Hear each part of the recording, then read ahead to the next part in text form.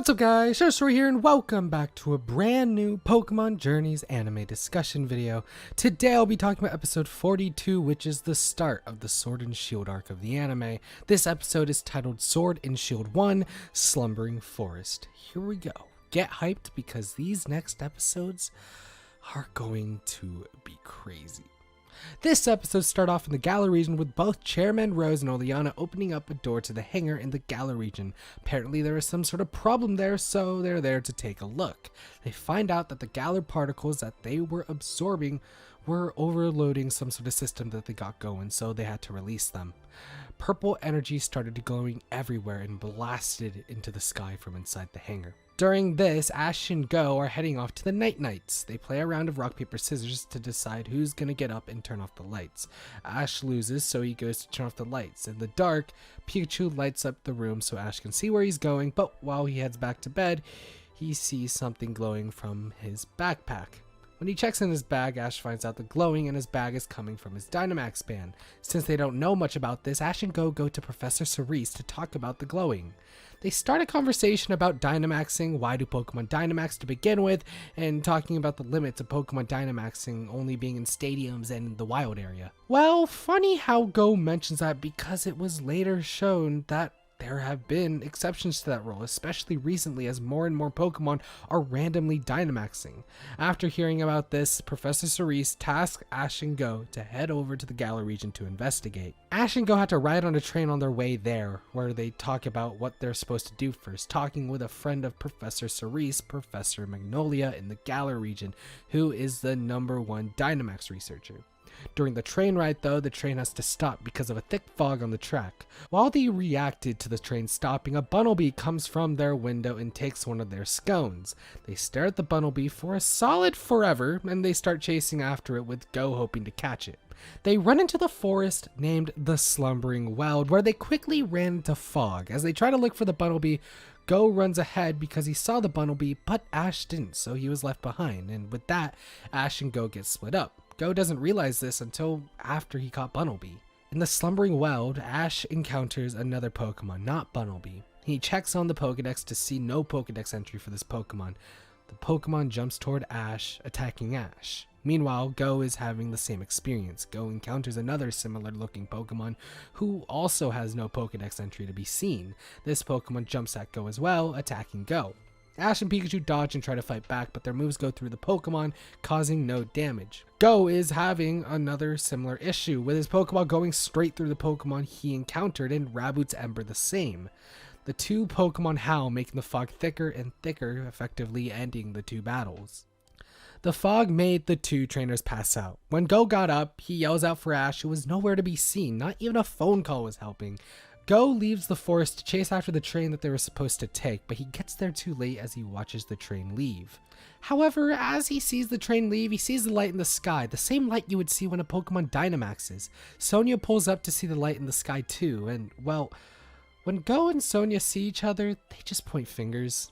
Back to Ash, who has just awoken from the fog, leaves the Slumbering Well to see the same light in the sky that Go saw, but instead he follows it. Cut to a town close by where we get to see a resident Centiskorch, not Dynamax but Gigantamax due to the light from the sky earlier landing on it. The trainer for the Centiskorch isn't able to control their Pokemon in its current state. Centiskorch runs rampant, destroying homes and putting lives in danger. Ash arrives at the town and immediately tries to stop Centiskorch.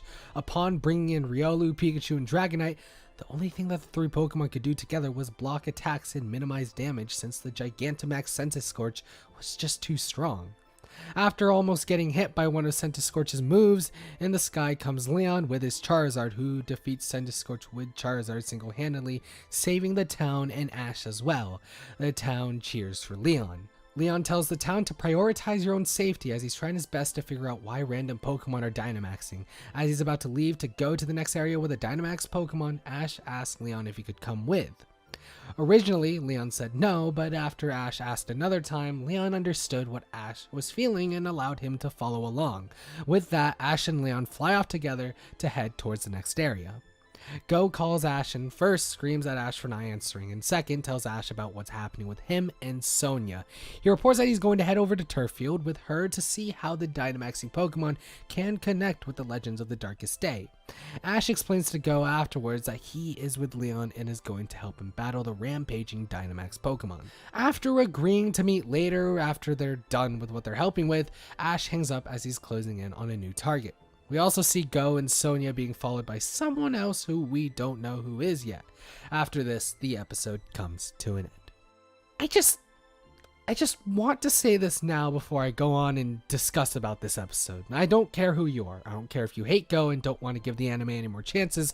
I don't care if you don't care about Pokemon. I just want you to watch this episode and the next 3 episodes. See how it is. It's either going to be funnily bad or a defining moment in Pokemon Journeys. You can laugh at me here if it's bad, but I'm super excited to see how the next episodes are because this episode set a high bar.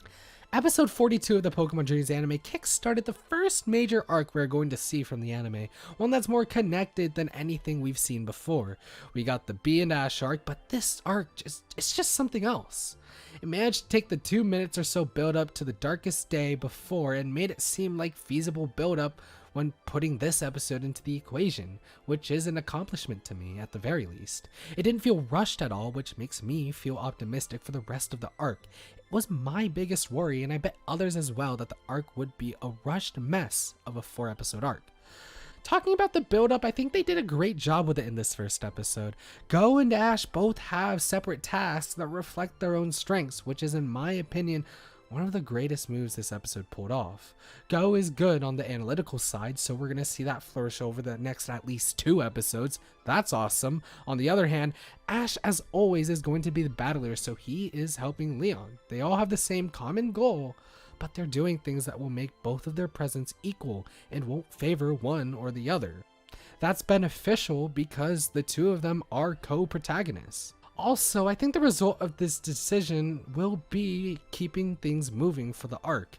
Since there are only 4 episodes here, it's obviously still going to be a time crunch. However, now that we get to see 2 perspectives, things can move quicker on both sides and will allow different reasons to show the impact Chairman Rose and his desires are having on the people of Galar and the relations that it has with the Galar history all at the same time.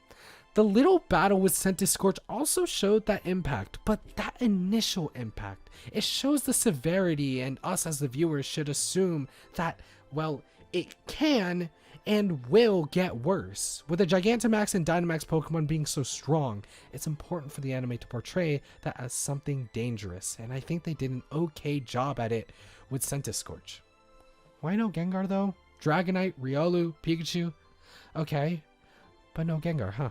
Leon was the only one who could beat it, and well, there is only one Leon, so he's still going to be really important going forward, which is to be expected because it's freaking Leon. Seeing Zacian and Zamazenta in the Slumbering World had my hype levels so high. Like, I was like, woo, it's him, it's them. But I think they did a really good job foreshadowing the dogs and who is going to get each dog. Like, it's good enough to say that Ash is getting Zacian and Go is getting Zamazenta when the rest of this arc unfolds, right? Like, that's happening now, right? Anyway, they already had a big enough impact this episode to make their actions memorable, making it an even better build up to the whole arc. The reveals for them were well done and hype as all hell. They didn't give us too much of the dogs, but gave us enough where we want more. We want a continuation. What's going to happen with the dogs, how the dogs come into play, you just don't know yet. Like I said earlier, Leon is going to be important just because of the raw power that he has with Charizard and assumingly the rest of his Pokemon as well. We know that. That's not a surprise. Sonia though? Well, she's gonna be important too, judging from this episode and her recent appearance in Journeys. She knows everything about the lore and the history of Galar. She knows what can connect and what can't.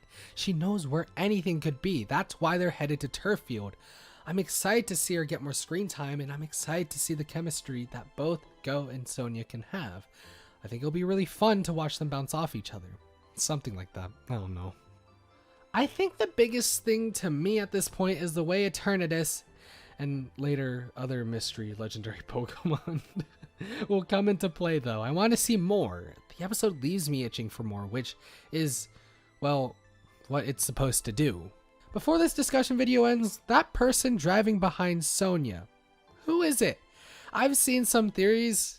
Well, okay, I've seen two theories. It is Giovanni, or it isn't.